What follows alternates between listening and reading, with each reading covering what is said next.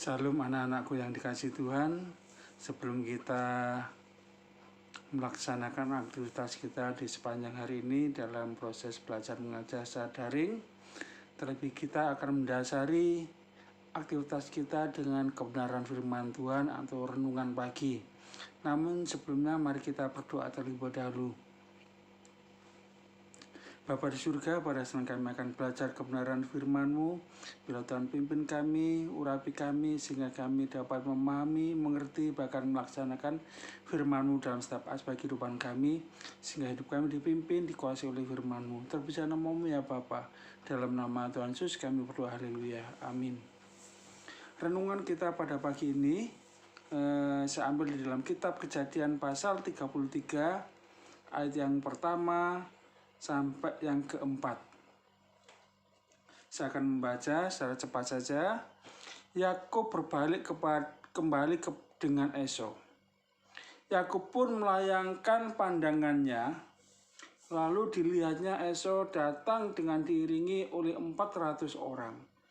Maka diserahkannya lah sebagian dari anak-anak itu kepada Lea dan sebagian kepada Rahel, serta kepada kedua budak perempuan itu. Yang menempatkan budak-budak perempuan itu beserta anak-anak mereka di muka, Lea beserta anak-anaknya di belakang mereka, dan Rahel beserta Yusuf di belakang sekali. Dan ia sendiri berjalan di depan mereka, dan ia sujud sampai ke tanah 7 kali, hingga ia sampai ke dekat kakaknya itu. Tetapi Esau berlari mendapatkan dia, didekapnya dia, dipeluknya lehernya, dan diciumnya dia, lalu bertangis-tangisanlah mereka. Renungan pada pagi ini, saya ambil satu judul, yaitu saling memaafkan. Ya.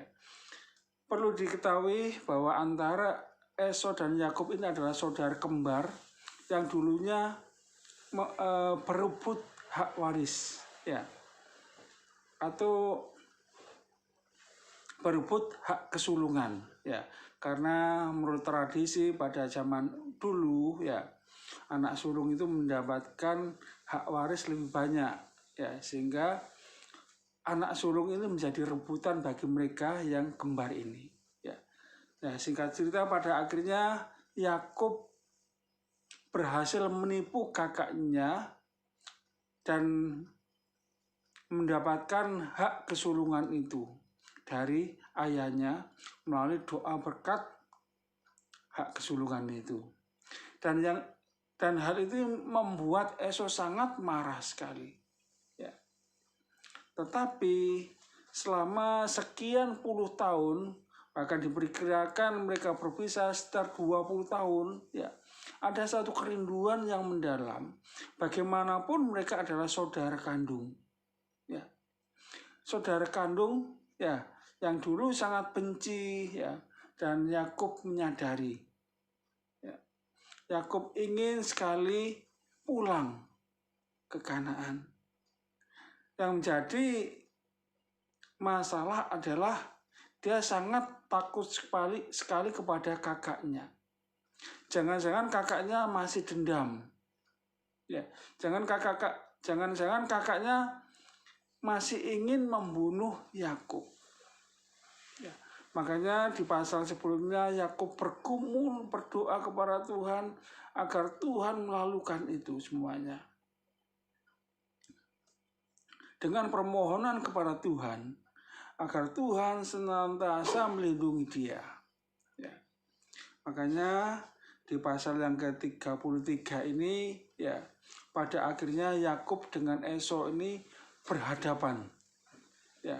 Esau, ya, dengan pasukannya yang 400 orang. Ya. Dan itu membuat Yakub ketakutan. Jangan-jangan nanti anak-anak saya, ya, dibunuh sama pasukan dari Esau. Tetapi di sini Yakub dengan memberanikan diri berdiri di depan dari anak dan istrinya, apapun yang terjadi.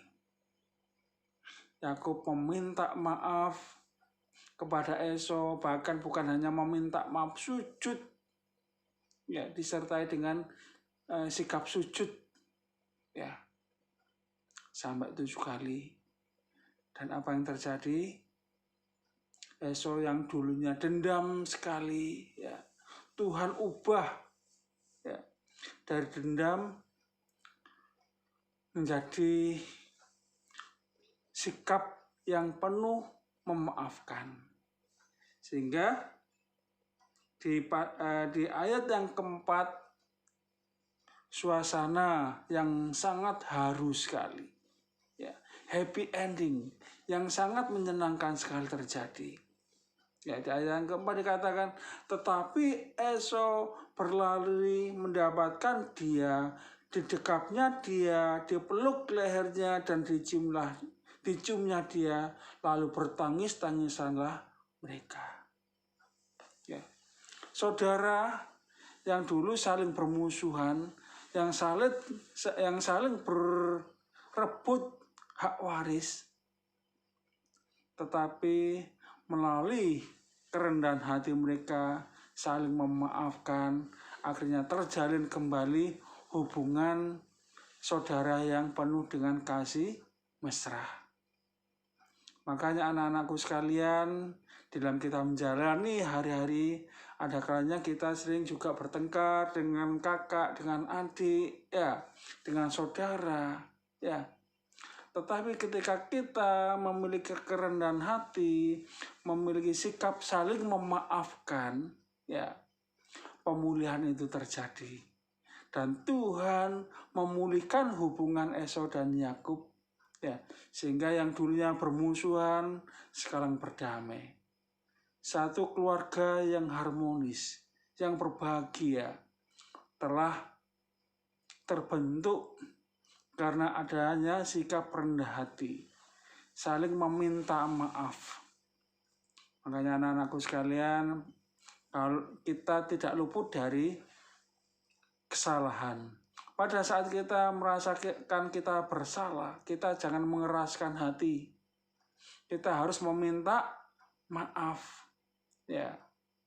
Kita harus meminta maaf sehingga hubungan yang penuh kasih terjalin kembali. Ya. Biarlah renungan pada pagi ini menegur kita agar kita saling mengampuni, saling memaafkan, sehingga terjadilah hubungan yang harmonis di dalam keluarga kita. Amin.